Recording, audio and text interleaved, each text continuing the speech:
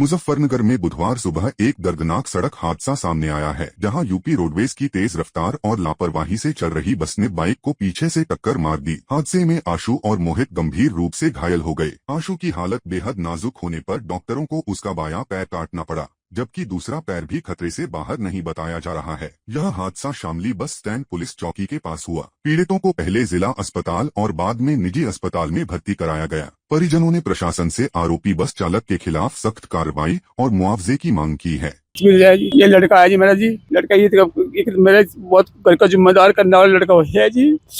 तो अपनी चौक पे रोड पे तड़क करवानी, पीछे से तो सीट तो लेकर चले गया था बहुत दूर तक जी।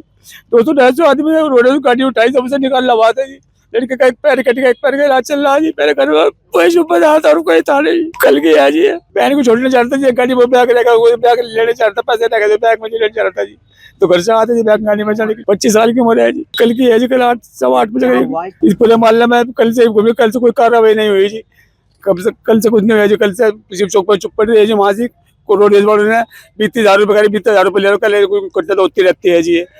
ये कहते जी रोडवेज वालों ने जी, अधिकारी से अधिकारी एप्लीकेशन दीजिए, वहाँ सर जी तो मामले ले लीजिए। ये कह जी को इस बारे में कार्रवाई करेंगे, सोचेंगे जी। मैं तो ये चाह रहा जी, मेरे लड़के का जी भविष्य खराब हो गया जी।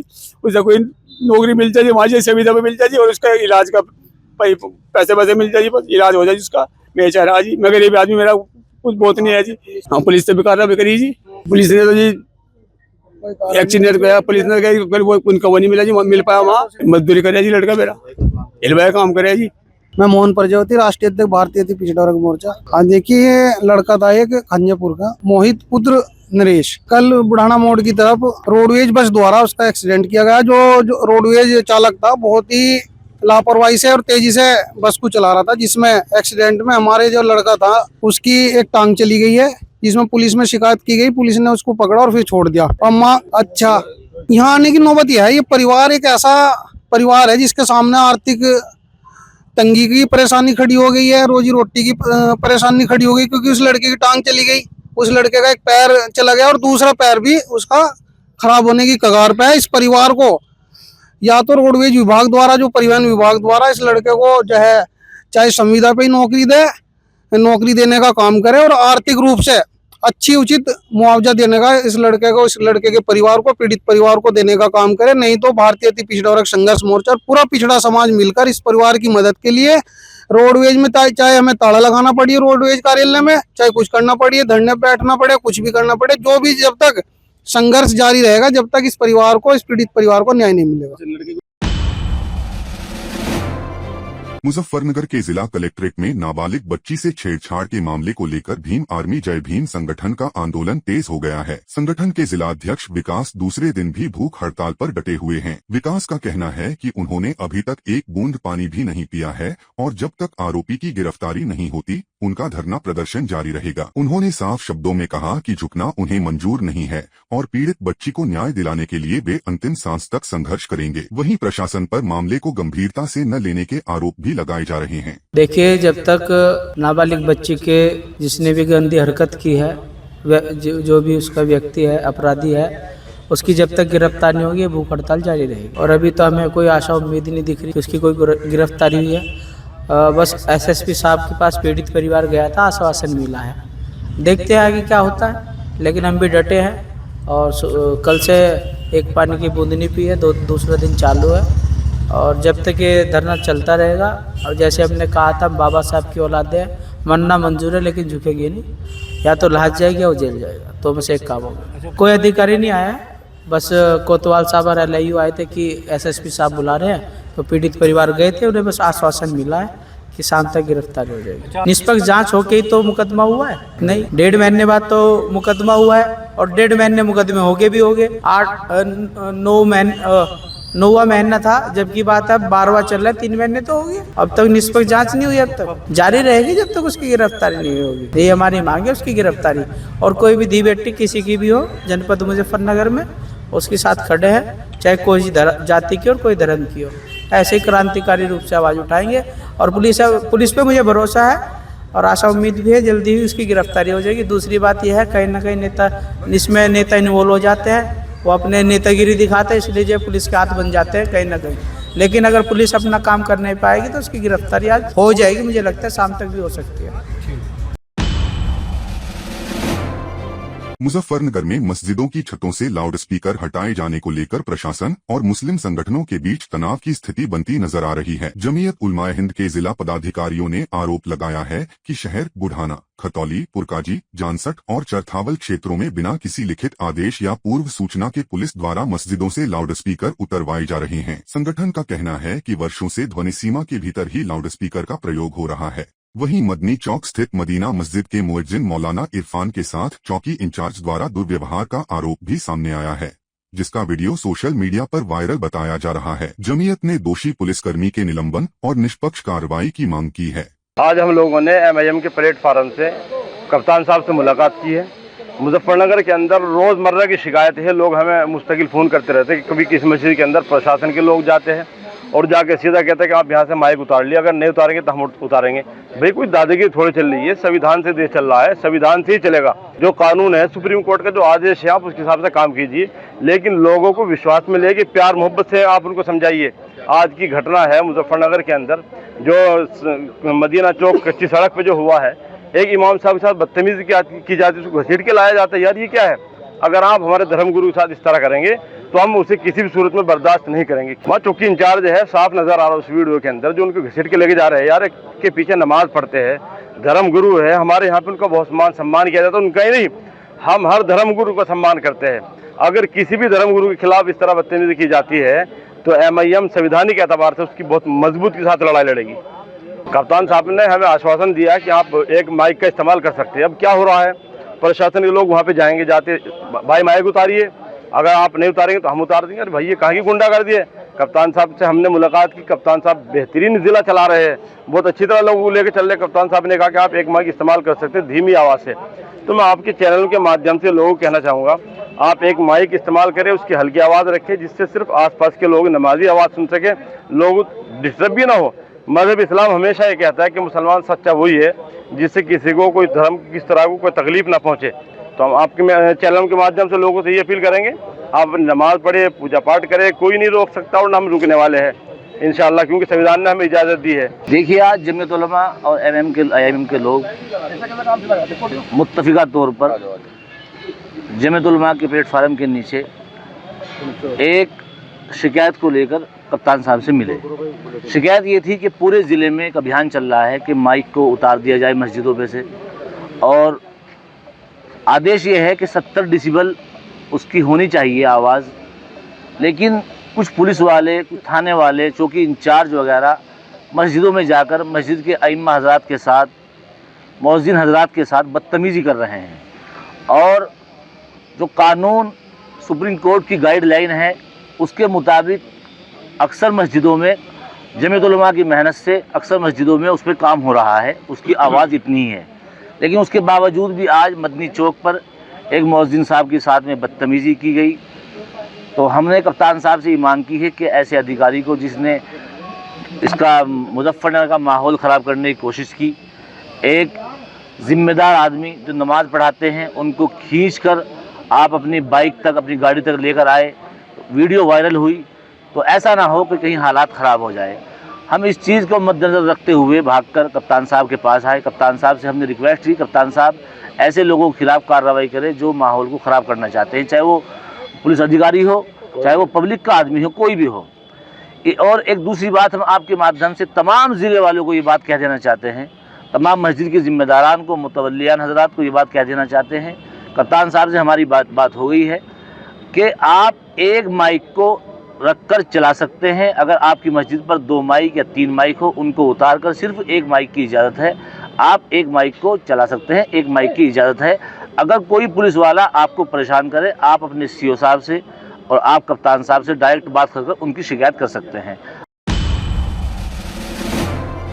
मुजफ्फरनगर में उधार दिए गए पैसे की मांग करना एक 72 वर्षीय बुजुर्ग को भारी पड़ गया। नदी रोड गौशाला निवासी सरोज कुमार भारद्वाज ने वरिष्ठ पुलिस अधीक्षक को प्रार्थना पत्र देकर आरोप लगाया है कि रामपुरी निवासी नरेश विश्वकर्मा ने उनसे निजी कार्य के नाम पर 25,000 रुपए उधार लेकर अब वापस करने से इनकार कर दिया। पीड़ित के अनुसार मुख्यमंत्री जनसुनवाई पोर्टल पर शिकायत के बाद जब पुलिस चौकी पर बुलाया गया तो आरोपी अपने साथ कई लोगों को लेकर पहुंचा और वहां अभद्रता, धक्का मुक्की व जान से मारने की धमकी दी गई। इतना ही नहीं, चौकी के बाहर पीड़ित की स्कूटी की चाबी छीनने का भी आरोप लगाया गया है। दरअसल में बुजुर्ग ने आरोपियों के खिलाफ मुकदमा दर्ज कर सुरक्षा और न्याय की मांग की है।